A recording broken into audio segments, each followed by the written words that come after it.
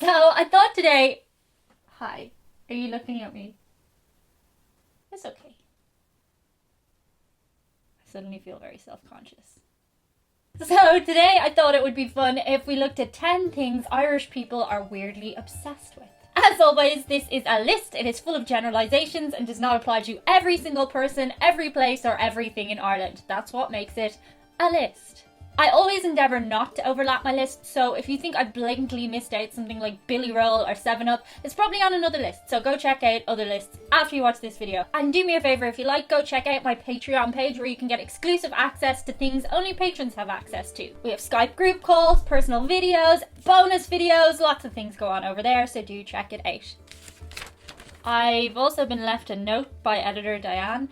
She says to check out the subscribe button. She's rigged it with something special. If you click on it, some magic will come out of the computer or something. Oh yeah, it might not work right away, so just leave it clicked.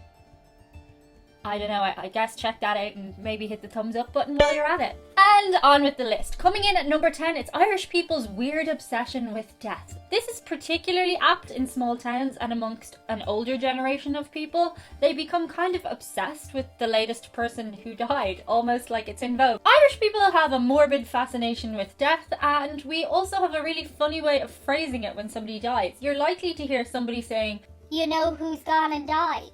Guess who died? "Oh, do you know who died?"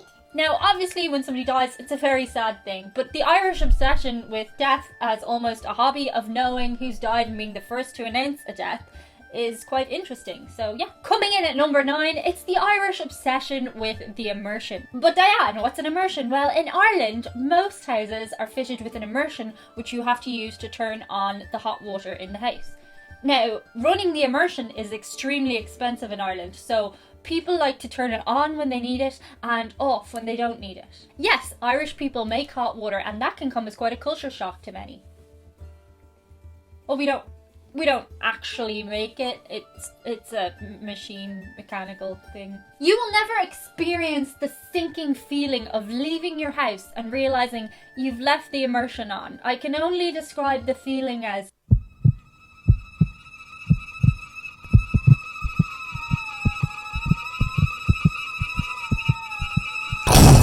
there is also a setting on it for bath and sink, and God forbid you put the wrong one on. Your mammy will be on it like a car bonnet. If you find yourself a guest in someone else's house, like such as at an Airbnb, and somebody has to explain the immersion to you, they'll want to know accurately exactly what type of wash you're going to have. Will it be a quick shower?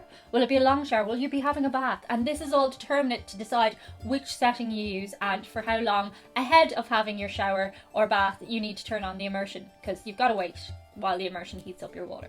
Coming in at number 8, free stuff. Irish people love free stuff. Now, everybody loves free stuff, but nobody quite like the Irish. My experience of trying to get people to go on camera in different countries has been very diverse. In most countries, people are happy to do it once they know what you're going to do, but in Ireland, they will run for the hills. Equally so, if you try to get them to sign a petition, or if you're a charity chugger, Irish people don't like to stop for anything, except free stuff. And I know this for a fact because I worked as a really long time as a promotions girl. Literally, you would be starting to rip open whatever free thing you were giving away and there would be hands all over it. And I'm not saying Irish people are greedy, because they're not. They're actually very polite about the whole thing, but they don't even care what you're giving away for free. It could be a biro and they will queue up and get that biro off you if it is free. And sure, why not? It's free. At number 7, I can't do this list without including it. I know it's on other lists, but I can't. Like, you can't do the Irish are obsessed with without putting this one on. It's tea. Irish people are obsessed with tea. And no, I still don't like tea. But pretty much everybody else in Ireland likes tea, and they like to drink it when they're sad, when they're happy. They'll go to work and they'll drink tea, and they'll come home and the first thing they'll have is a cup of tea. People find it comforting, and you know, it's something I kind of feel like I'm missing out on, and I feel like a bad Irish person. Bad Irish person for not liking tea. But yeah, no, that's just a cultural phenomenon I myself miss out on. Barry's or lions? That's the question. I don't know. Coming in at number 6, who's drinking and who's not. There is a stereotype in Ireland that Irish people like to drink. And it's not untrue, it is a big part of our cultural way of life, shall we say. On a night out, it's very interesting to observe who's drinking and who's not drinking. And a huge part of the observation of somebody not drinking in Ireland is the speculation as to why they're not drinking. Usually it'll be put down to the fact that they're on an antibiotic, or maybe, just maybe, they're pregnant. God forbid, you just don't want to drink that night. I've had nights like this, I just don't want to drink, and you're actually quizzed so hard. Why are you not drinking? Will you have one? Just have one. You'll enjoy it. It's a hard thing to get by in Ireland without having a pint on a night out. It's just something we're obsessed with in Ireland. Coming in at number 5, it's brown sauce. Now, a lot of people from overseas have asked me to explain, Diane, what is brown sauce? And it's actually really hard to explain the taste of. In terms of condiments, it's on a par with ketchup. It's at every dinner table. You'd likely have it with a sandwich. It's just always around. I read online that one particular company used to use the slogan, husband-pleasing steak sauce. So I don't know if that gives you an idea of the taste. I can't describe something to compare it to, because I don't think it's quite like a steak sauce, but it kind of is. It's not like ketchup, but it kind of is. You just have to try it, but just understand, Irish people will want it at their dinner table or in a sandwich as likely as they would mayonnaise or butter. It just needs to be at the table in an Irish house. Coming in at number 4, it had to make the list. It's pennies. We're obsessed with pennies. The good, the bad, and the ugly. And there is some ugly stuff in pennies in that, God forbid, sale section. If it's in the sale section, you know there's a good reason for it. They're basically giving it away, and yet I've actually bought stuff in the sale section. I've talked a bit before about how Irish people will tell you the price of something and then tell you it's from pennies. Pennies, €5. Pennies, €3. Pennies, €1. Pennies, I got it for free, my mum works there. In equal measure, we love to bitch about pennies and talk about how shite the quality is and all that kind of thing. But by the same token, you'll find yourself going to shops here and thinking, I could get that exact thing cheaper in pennies. And it's a good point. You could get it cheaper in pennies. You know, that's why we love pennies. We love pennies. Pennies is Primark, by the way. Irish people call Primark pennies because that's what it just is called.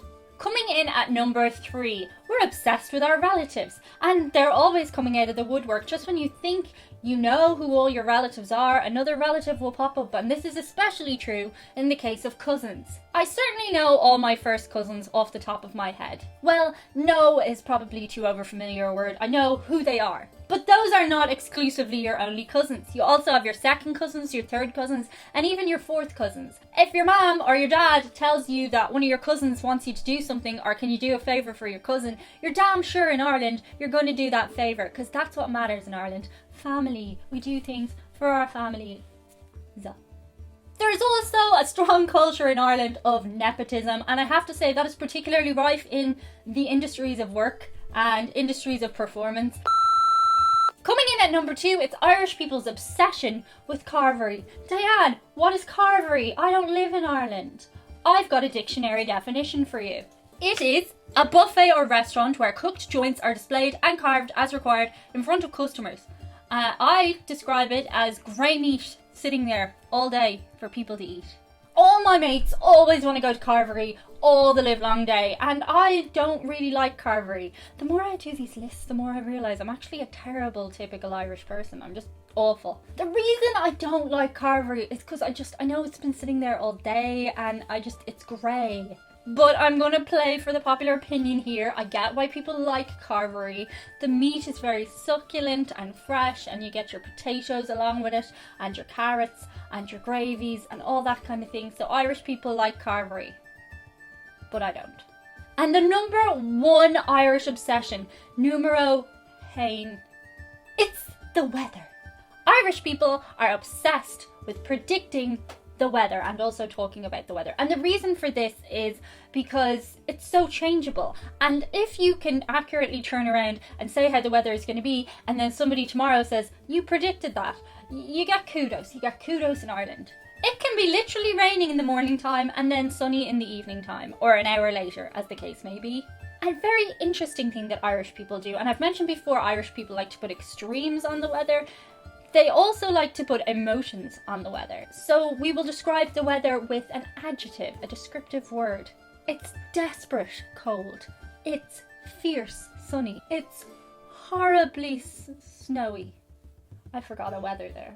Anyway, that is my list for today. Feel free to engage with one another in the comments in a respectful way, and let me know if there's anything that should have made the list that didn't. But not until you check out the other lists and see if I've covered them somewhere else. You'll be at that a while, so come back to me then. Oh, there's a dog barking. Okay, bye. And Irish people have a really funny way of putting it. They're likely to say, guess. And Irish people have a really funny way of putting. In case you're new here, Irish people call pennies Primark pennies. What?